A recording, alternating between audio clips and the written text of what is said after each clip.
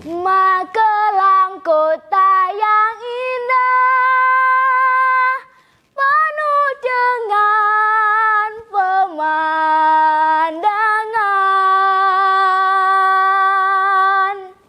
Di kanan gunung, di kiri gunung, di tengah pun gunung.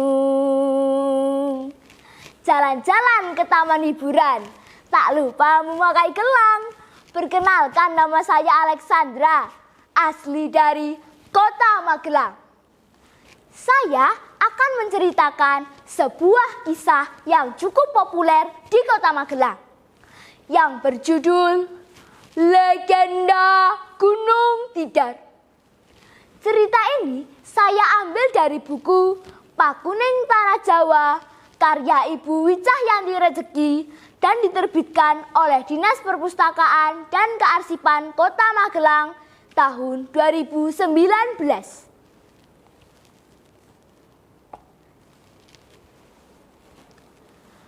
Berikut kisahnya.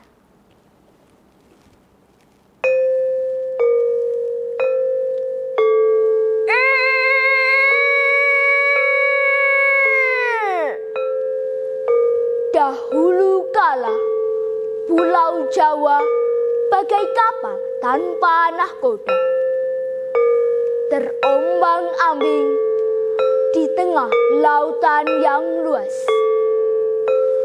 Maka dari itu, diutuslah beberapa dewa untuk menancapkan sebuah pasak raksasa di tengah Pulau Jawa agar Pulau Jawa kembali tenang.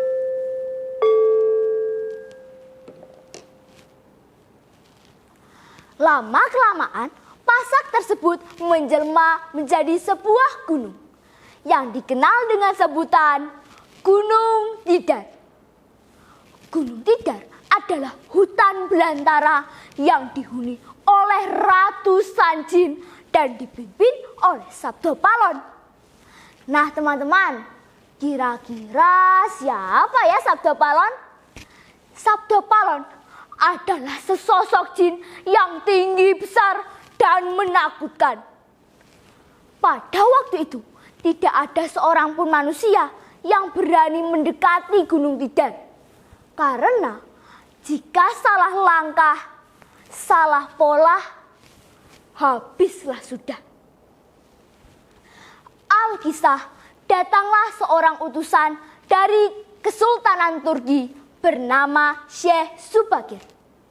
Syekh Subakir adalah seorang ulama yang dikenal sakti mandraguna, cerdas, dan bijaksana. Syekh Subakir ditugaskan untuk menyebarkan agama Islam di Pulau Jawa. Namun karena ia harus berhadapan dengan Sabdo Palon, maka Sultan Muhammad I membekali Syekh Subakir dengan tombak Kiai Panjang.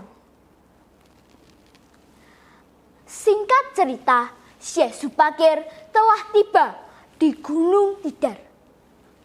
Hawa mencekam mulai menyapanya.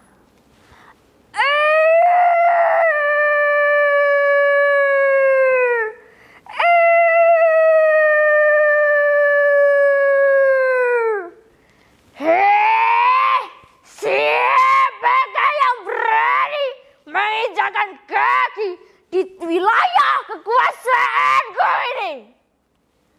Assalamualaikum. Saya Syekh Subakir, utusan dari Kesultanan Turki. Siapakah engkau?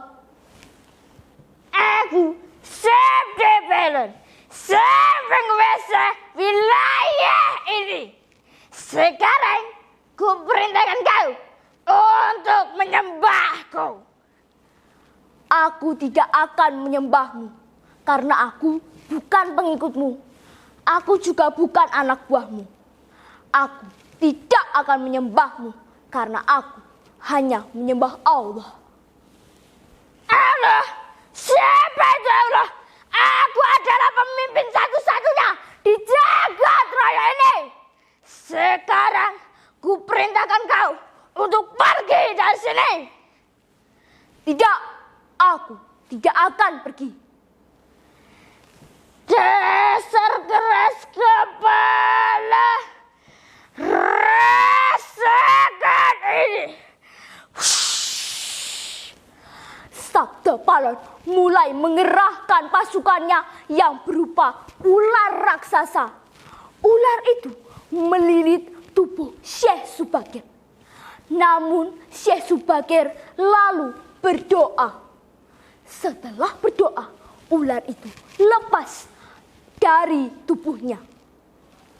Namun tiba-tiba datanglah sebuah pusaran angin puting beliung.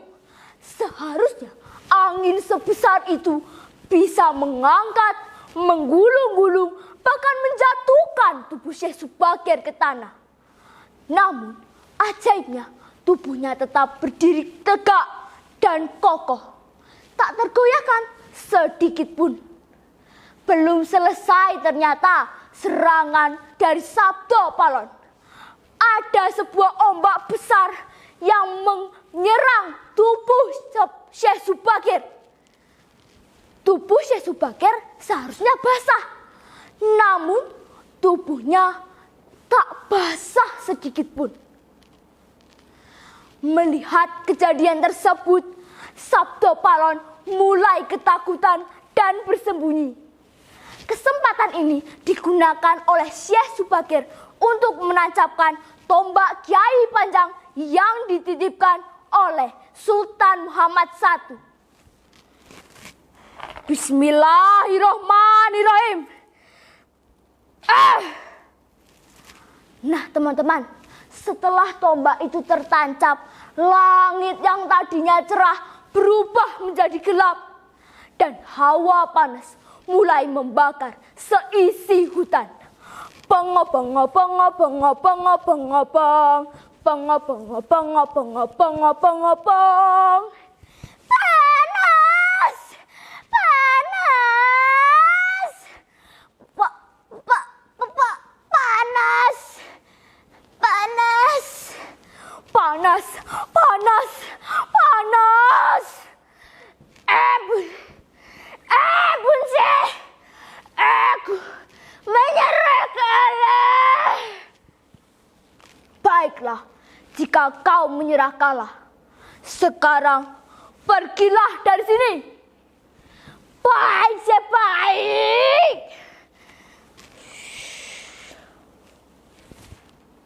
Nah teman-teman, setelah Sabda Palon menghilang, langit yang tadinya gelap berubah menjadi cerah kembali. Dan itu menandakan menyebarnya agama Islam di Pulau Jawa. Itu juga telah mengakhiri cerita legenda Gunung Tidar. Nah teman-teman, sampai saat ini pun Gunung Tidar masih menjadi salah satu ciri khas kota Magelang.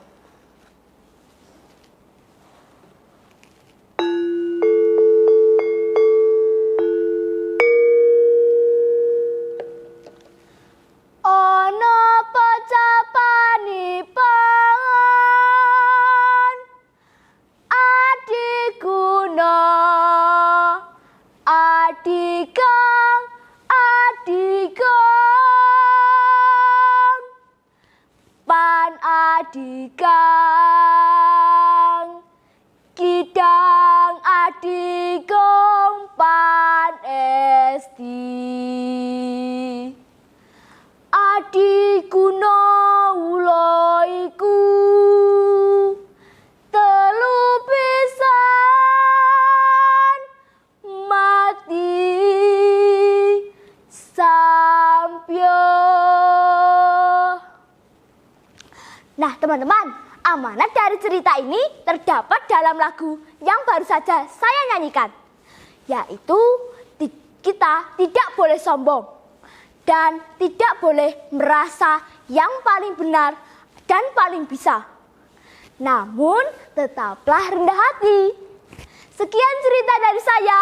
Terima kasih dan sampai jumpa.